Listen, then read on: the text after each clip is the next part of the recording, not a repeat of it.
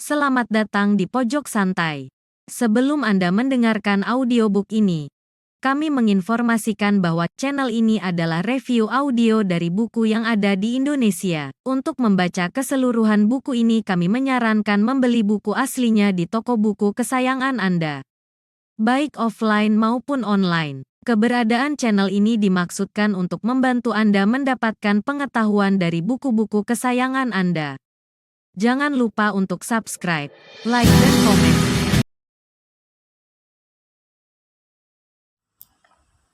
Selamat datang di Pojok Santai, channel khusus yang membahas komik dan novel dengan cara asyik.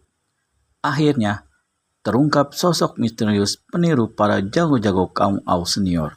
Ternyata dia Pangeran Pulau Es. Apa gebrakan Pangeran Pulau Es selanjutnya?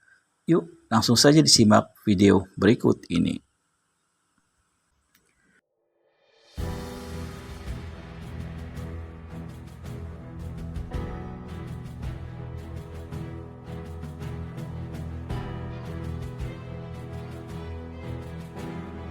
Akan tetapi, setelah merasa terbiasa, Xin Liong berani juga membuka matanya, dan dengan penuh kagum, dia melihat bahwa dia dikempit oleh suhunya yang berlari cepat seperti angin saja.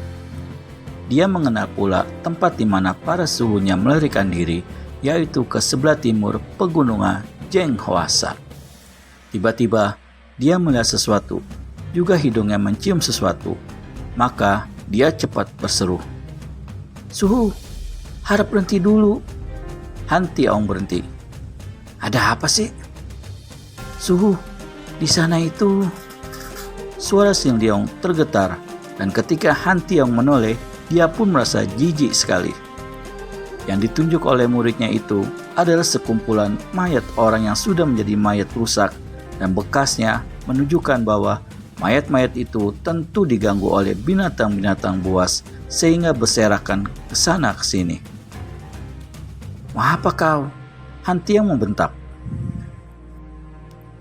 "Suhu, apakah kita harus mendiamkan saja mayat-mayat itu? Mereka adalah bekas-bekas manusia seperti kita juga. Kasihan kalau tidak diurus." "Wah, kau memang gatal-gatal tangan. Nah, hendak kulihat apa yang akan kau lakukan terhadap mereka." Han Tiong menurunkan Xin Liong dan dia sendiri lalu duduk di atas sebuah batu dari tempat agak jauh. Dia sungguh ingin tahu apa yang akan dilakukan muridnya itu terhadap mayat-mayat yang sudah demikian membusuk. Bahkan dari tempat dia duduk pun tercium baunya yang hampir membuatnya muntah. Dengan langkah lebar, Xin Liong menghampiri mayat-mayat itu. Sedikit pun tidak kelihatan jijik atau segan. Kemudian diikuti pandang mata Han Tiong yang terheran-heran. Bocah itu mulai menggali tanah dengan hanya menggunakan sebatang pisau kecil. Pisau yang biasanya dipergunakan untuk memotong-motong daun-daun dan akar, dan yang agaknya tak pernah terpisah dari saku bajunya. Anak itu hendak menggali lubang untuk mengubur 12 buah mayat busuk itu hanya dengan menggunakan sebatang pisau kecil. Hampir saja Han Tiong tertawa tergelak saking geli hatinya. Juga saking girangnya mendapat kenyataan bahwa muridnya ini benar-benar seorang bocah ajaib yang mempunyai pribadi luhur dan wajar tanpa dibuat-buat. Dengan kagum, dia meloncat bangun, lari menghampiri yang telah menggali lubang beberapa sentimeter dalamnya. "Hup! Cukup Xin Liong. Lubang itu sudah lebih dari cukup untuk mengubur mereka." Mana mungkin Suhu? Kau masih meragukan kelihayan suhumu? Lihat baik-baik." Han Tiong lalu mengeluarkan sebuah botol dari saku jubahnya. Menggunakan ujung sepatunya mencongkel mayat-mayat itu menjadi setumpuk barang busuk. Dan dia menuangkan benda cair berwarna kuning dari dalam botol ke atas tumpukan mayat. Tampak uap mengepul dan tumpukan mayat itu mencair. Dalam sekejap mata saja, lenyaplah tumpukan mayat itu karena semua berkat tulang-tulangnya telah mencair dan cairan itu mengalir ke dalam lubang yang tadi digali Xin Liong. Benar saja, cairan itu memasuki lubang dan meresap ke tanah. Tentu saja lubang itu sudah lebih dari cukup untuk menampung cairan itu. Dengan mata terbelalak penuh kagum, Sindiong lalu menguruk lagi lubang itu dan berlutut di depan kaki suhunya. Suhu, terima kasih atas bantuan Suhu. Suhu sungguh sakti dan budiman.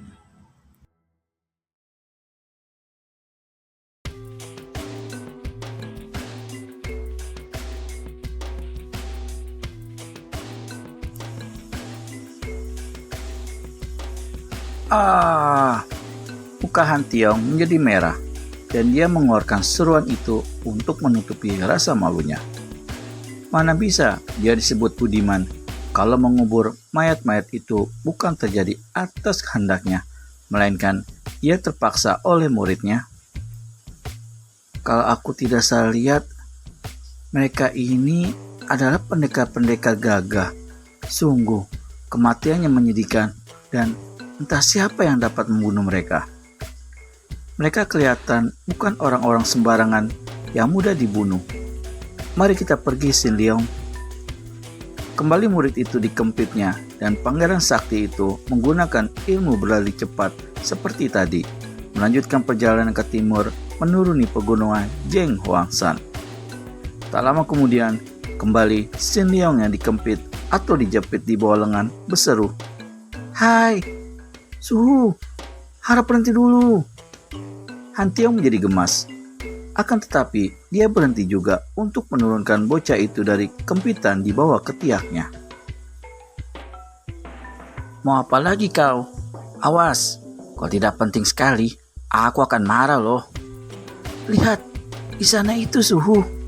Tidak patutkah kita menolong orang yang sengsara itu? Siapa tahu, dia juga segera mati di sana." Tanpa menanti jawaban Suhunya, Sin Leong sudah lari menghampiri sesosok tubuh yang menggeletak di bawah pohon tak jauh dari situ. Tubuh itu tidak bergerak-gerak, akan tetapi dari tempat ia berdiri, Han Tiong mengerti bahwa orang itu belum tewas, agaknya pingsan atau tertidur saja.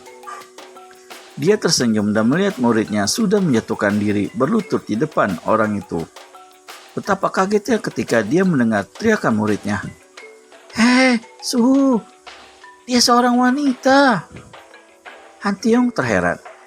Dia lalu meloncat ke arah muridnya dan melihat betapa tiba-tiba orang yang disangkanya pingsan itu sudah meloncat bangun dan langsung memukul kepala Sin Leong dengan kekuatan dahsyat. Wut, plak,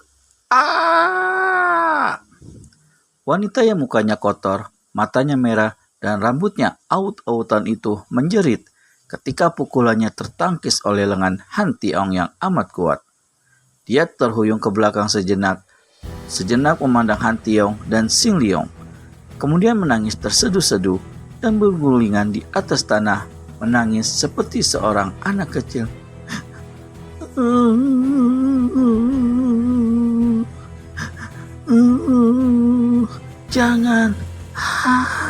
Jangan, lepaskan aku, lepaskan, jangan bunuh mereka." Sin Leong tertegun dan memandang penuh kasihan. Juga Han Tiong memandang penuh kasihan. Juga Han Tiong memandang dengan terharu, maklum bahwa dia berhadapan dengan seorang wanita yang berotak miring. "Tuan Nio atau Nyonya, kau kenapa?" Sin Leong melangkah ke depan. Tiba-tiba, wanita itu meloncat bangun dan Han Tiong sudah siap melindungi muridnya yang sama sekali tidak kelihatan takut itu.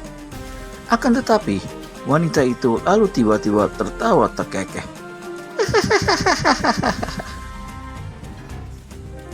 Aneh sekali, ketika wanita itu tertawa, Han Tiong melihat wajah yang amat cantik manis.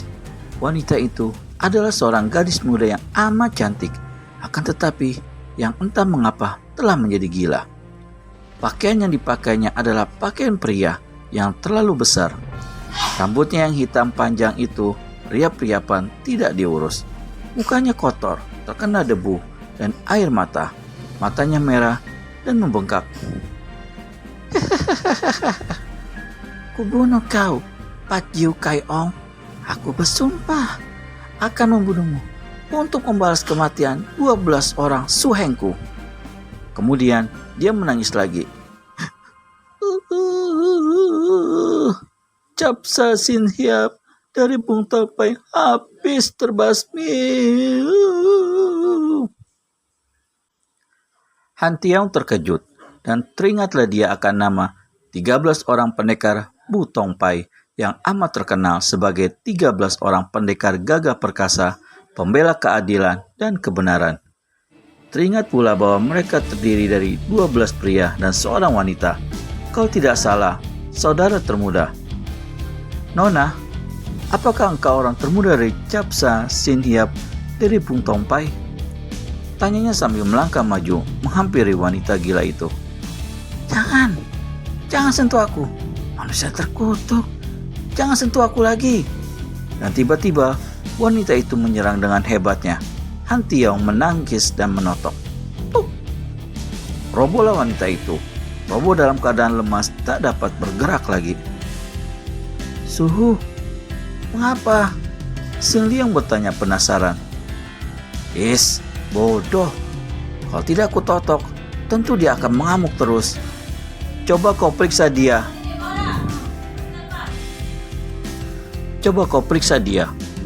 Apakah kau bisa mengobatinya? Sin Liang berlutut dan melihat wanita itu hanya melotot tanpa mampu bergerak. Setelah memeriksa sebentar, dia menarik napas panjang.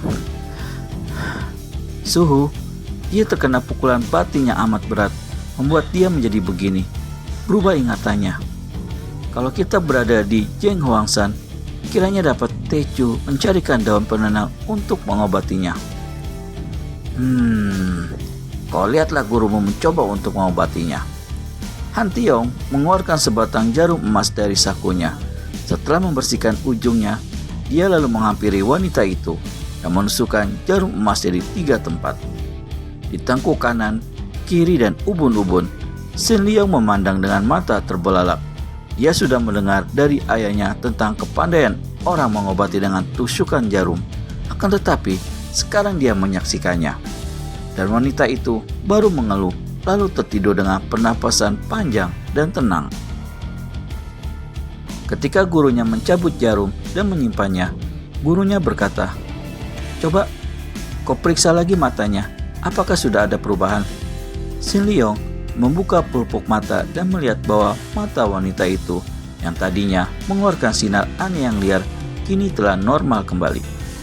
Dia cepat menjatuhkan dirinya berlutut di depan suhunya. Suhu, Tecu seperti buta, tidak tahu bahwa Suhu adalah seorang ahli pengobatan pula.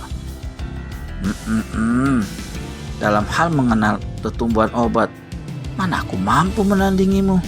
Tetapi aku mempunyai kepandaian menusuk jarum, kepandaian turunan yang tentu kelak akan kuajarkan kepadamu. Suhu, Tecu mengajukan sebuah permohonan, harap Suhu tidak keberatan. Apalagi, harap Suhu suka menolong wanita malang ini dan membiarkan dia ikut dengan kita. Kau gila. Akankah Han Tiong mengabulkan permintaan aneh Sin Liang? Temukan jawabannya di video selanjutnya hanya di channel Pojok Santai. Segera subscribe dan tekan tombol lonceng untuk mendapat notifikasi video terbaru dari kami. Terima kasih dan sampai bertemu kembali.